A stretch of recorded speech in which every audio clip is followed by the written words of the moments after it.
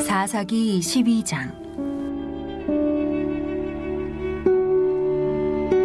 에브라임 사람들이 모여 북쪽으로 가서 입다에게 이르되, 내가 암몬 자손과 싸우러 건너갈 때에 어찌하여 우리를 불러 너와 함께 가게 하지 아니하였느냐?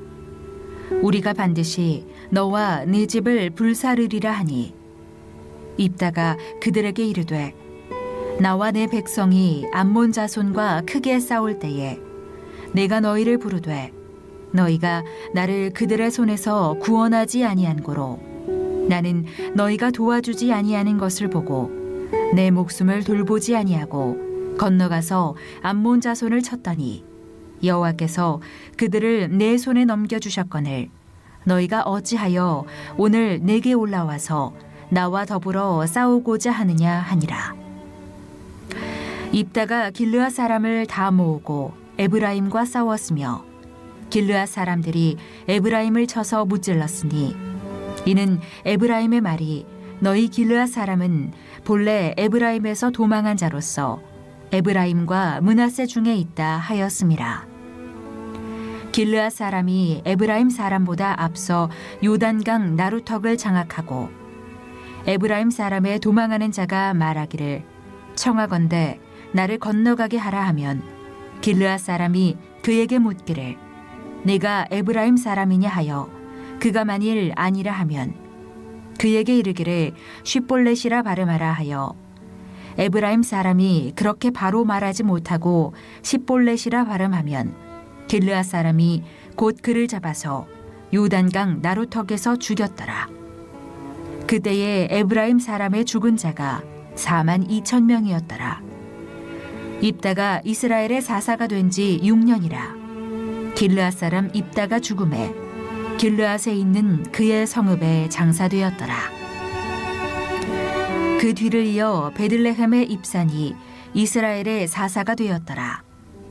그가 아들 30명과 딸 30명을 두었더니 그가 딸들을 밖으로 시집 보냈고 아들들을 위하여는 밖에서 여자 30명을 데려왔더라.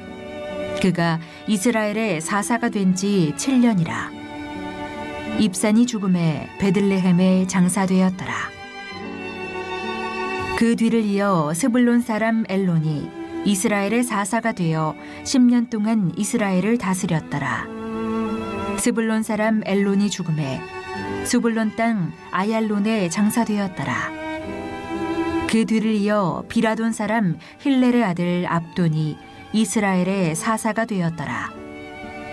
그에게 아들 40명과 손자 30명이 있어 어린 나귀 70마리를 탔더라. 압돈이 이스라엘의 사사가 된 지 8년이라. 비라돈 사람 힐렐의 아들 압돈이 죽음에 에브라임 땅 아말렉 사람의 산지 비라돈에 장사되었더라. 할렐루야. 오늘도 하루의 첫 시간 말씀과 기도로 시작하는 여러분 모두를 주님의 이름으로 축복하고 또 환영합니다. 우리가 이 사사기 말씀을 묵상하면서 때로 큰 감동을 받기도 하고 또 영적인 도전을 받기도 합니다. 오늘 사사기 12장을 통해서 배웁니다. 놀라운 그 교훈이 이곳에 담겨 있는 걸 보게 됩니다. 어떻게 보면 안타까운 기록이죠. 사사 입다와 에브라임 지파 사람들 가운데 일어나서는 안 되는 그러한 갈등과 싸움에 관련된 이런 이야기입니다. 내용은 이렇습니다. 갈등의 원인이 있죠. 싸움의 원인이 어디 있을까? 표면적으로 보면 지금 에브라임 사람들이 제기하는 문제의 원인처럼 보입니다. 사사 입다가 이 암몬 사람들과의 전쟁을 치르고 돌아오게 되는데 그때에 에브라임 사람들이 사사 입다를 찾아옵니다. 그러고는 그에게 하는 말이 왜 전쟁을 하러 가면서 우리를 부르지 않았느냐라고 하는 그런 얘기죠. 여러분 그 내용이 1절에 이렇게 나오는데 제가 읽어드리면 이렇습니다. 에브라임 사람들이 모여 북쪽으로 가서 입다에게 이르되 내가 암몬 자손과 싸우러 건너갈 때에 어찌하여 우리를 불러 너와 함께 가게 하지 아니하였느냐? 우리가 반드시 너와 내 집을 불사르리라 하니. 여러분 참 입다 입장에서 보면은 가슴이 아팠을 거예요. 왜 이러나 이런 생각을 하지 않았겠나 생각이 들어요. 지금 사사 입다가 암몬 자손과 싸우기 위하여 나아갈 때 사실은 에브라임 사람들에게 도움을 청했거든요. 그런데 그들이 도움을 청할 때는 외면하고 도망가 있다가 막상 목숨을 걸고 있다가 암몬 자손과의 전쟁에 나가서 승리하고 돌아오게 되니까 그제서야 찾아와서 왜 전쟁에 나갈 때 우리를 부르지 않았느냐? 괘씸하다는 거죠. 그러면서 오히려 입다를 협박합니다. 너와 내 집을 불살라버리겠다. 만약에 여러분이 입다 입장이라고 한다면은 여러분은 어떻게 반응하겠나요? 참으로 안타까운 내용이 이곳에 등장하게 되는데 사실 에브라임 사람들의 태도는 이게 처음이 아니죠. 이 사사기 8장에 보게 되면 그때도 이와 비슷한 일이 벌어진 적이 있습니다. 사사 기드온이 300명의 용사를 거느리고 미디안에 13만 5천 명의 대군을 물리치고 돌아오게 되잖아요. 그러자 그때 에브라임 사람들이 찾아와서 왜 너희는 우리를 부르지 않았느냐라고 이렇게 기드온에게 말을 하는 모습을 우리는 사사기 8장을 통해서 이미 묵상을 했는데 오늘 사사기 12장에 와서는 그와 같은 일이 일어난 겁니다. 그 입다에게 찾아와서 말을 하는 거예요. 왜 암몬과 싸우러 갈 때 우리를 부르지 않았느냐. 참 입다 입장에서는 정말 속이 너무너무 상했을 거예요. 여러분 한번 생각해 보세요. 당시 이스라엘의 12지파 중에 가장 거대한 지파, 그 지파가 에브라임 지파인데 그 에브라임 지파 사람들에게 도움을 청하지 않았겠어요? 도움을 청했죠. 도와달라고. 그런데 그때는 듣지 않고 외면하고 고개를 돌리고 피해버렸습니다. 그리고 막상 나가서 전쟁에 하나님의 도우심의 손길을 통하여 승리하고 돌아오니까 그제서야 왜 우리를 부르지 않았냐? 그러면서 모든 책임을 입다에게 돌리고 있는 이러한 장면인데 오늘 내용 사사기 12장 2절로 3절 말씀 보게 되면 그 입다의 입장이 이곳에 기록되어 있는 걸 보게 됩니다. 저와 여러분이 함께 이 말씀을 읽어봅니다. 입다가 그들에게 이르되 나와 내 백성이 암몬 자손과 크게 싸울 때에 내가 너희를 부르되 너희가 나를 그들의 손에서 구원하지 아니하는 거로 나는 너희가 도와주지 아니하는 것을 보고 내 목숨을 돌보지 아니하고 건너가서 암몬 자손을 쳤더니 여호와께서 그들을 내 손에 넘기셨거늘 너희가 어찌하여 오늘 내게 올라와서 나와 더불어 싸우고자 하느냐 하니라. 자, 입다의 입장이 이곳에 정확하게 기록되어 있죠. 아니라 이거죠. 내가 암몬 자손과 싸우러 갈 때에 좀 도와달라고 그렇게 청을 넣었는데 너희가 와서 도와주지 아니하지 않았느냐. 그래서 내가 목숨을 걸고 암몬 자손과 나가서 싸웠고 여호와 하나님이 다행히 나와 우리 백성들을 구원해 주셔서 이렇게 승리하고 돌아오게 되었는데 너희가 이제 와서 지금 무슨 얘기를 하고 있는 거냐? 라고 하는 그러한 얘기죠. 여러분, 그럼 왜 에브라임 사람들이 이렇게 반복적으로 이런 주장들을 하게 되었을까요? 여러분, 그 나름대로 이유가 있었다라고 하는 사실이죠. 이스라엘의 12지파 중에서 소위 명문지파로 불리우는 지파가 이 에브라임 지파입니다. 여러분, 이 에브라임 지파는 온 이스라엘이 기근으로 굶어 죽게 생겼을 때에 그 이스라엘을 구원했던 하나님의 사람 요셉, 바로 이 요셉이 에브라임 지파 사람이고요. 요단을 건너 가나안 여리고성을 물리치고 아이성을 물리치고 가나안의 축복의 산지를 다 분배하였던 위대한 지도자 여호수아 역시 에브라임 지파 사람입니다. 그러다 보니까 이 에브라임 지파 사람들은 이스라엘의 12지파 내에서 자신들이 이 지파의 하나의 리더격이라고 하는 특권의식과 우월의식 속에 사로잡혀 있었던 겁니다. 그래서 어느 한 지파가 나가서 공을 세우거나 싸움을 해서 승리해서 돌아오게 되면 그 일에 자신들이 소외를 당하는 것을 견디지 못했습니다. 그래서 그들이 그런 일이 있을 때마다 찾아와서 대우를 받길 원했던 것이죠. 참으로 안타까운 일이 아닐 수가 없습니다.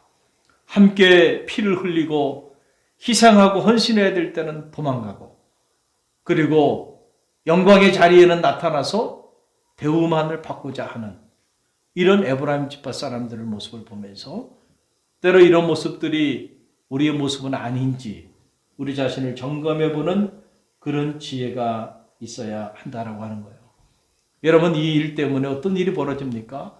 오늘 사사기 12장 말씀 보게 되니까 정말 비참한 동족 상잔의 끔찍한 전쟁이 일어나게 되고, 이 일로 인해서 무려 4만 2천 명의 동족이 죽임을 당하게 되는 이런 끔찍한 일이 벌어지게 됩니다.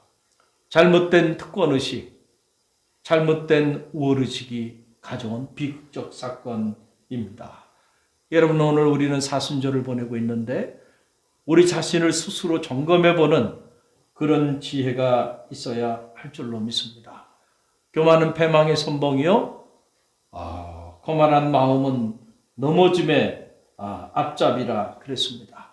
왜곡된 특권의식과 교만에 가득 찬 이 우월의식이 오늘 우리의 삶을 이렇게 비참하게 무너뜨릴 수도 있다라고 하는 사실을 꼭 기억하고, 이 사순절 우리의 죄와 허물을 사하여 주시기 위해서 높고 높은 보좌를 버리시고 가장 낮고 천한 말구유에 찾아오신 그 주님을 기억하고, 오늘 우리의 삶의 자리 속에서 잘못된 특권의식이나 우월의식을 내려놓고 겸손히 우리를 비워 그리스도의 형체를 우리의 삶의 한 자락이라도 살아내는 그런 성도들이 되시길 바랍니다.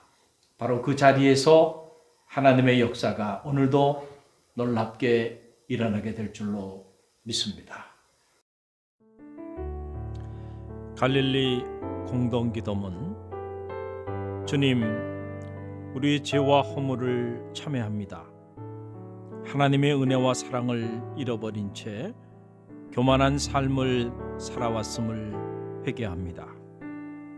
우리의 교만함을 낮추시고 회복의 은혜를 덧입혀 주옵소서. 주님, 코로나19의 재앙을 통하여 우리를 향한 하나님의 뜻이 무엇인지 분별하게 하소서. 코로나보다 더 무서운 우리의 시기와 질투와 분냄과 탐욕과 불신앙과 음욕과 거짓과 위선을 참회합니다. 용서하여 주옵소서.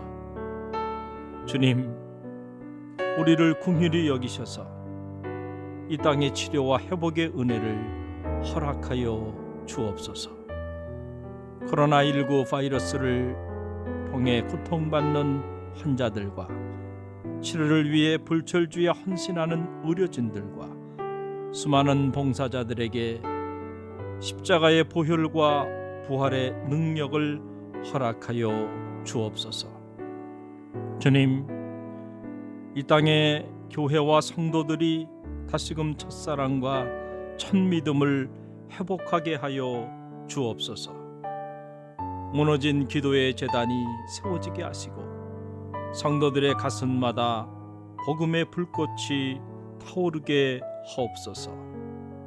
주님, 이 땅의 교회와 성도들이 하루속히 신학적 무지와 영적 무관심으로부터 벗어나게 하옵소서.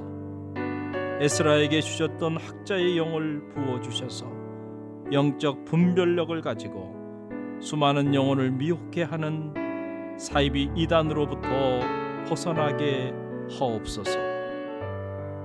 주님 피 흘리신 고난의 사순절만이라도 주님의 십자가 앞에 가장 낮은 자로 서게 하옵시고 미움과 시기와 질투와 탐욕과 욕망의 옷을 찢고 참 사랑의 새 옷을 갈아입게 하소서.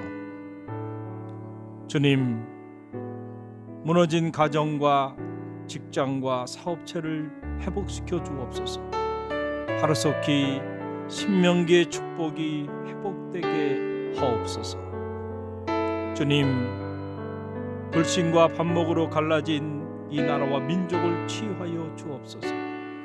미움과 다툼과 비난과 증오와 분열의 영을 속히 제하여 주옵시고 성령의 기름 부음의 은혜를 덧입혀 주옵소서. 하루속히 저 백두에서 한라까지 그리스도의 푸르른 계절이 오게 하옵소서. 주님, 갈릴리 교회의 꿈이 주님의 꿈이 되게 하옵소서.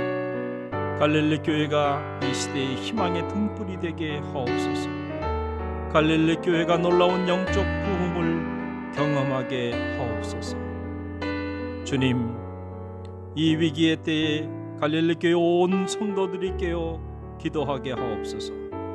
갈릴리 교회 담임 목사님과 목회실 사역자들, 장로님들과 각 부서 기관장님들, 그리고 모든 성도님들의 가정과 자녀와 삶의 자리 위에 주님의 사랑과 성령의 은혜가 가득 흘러넘치게 하옵소서.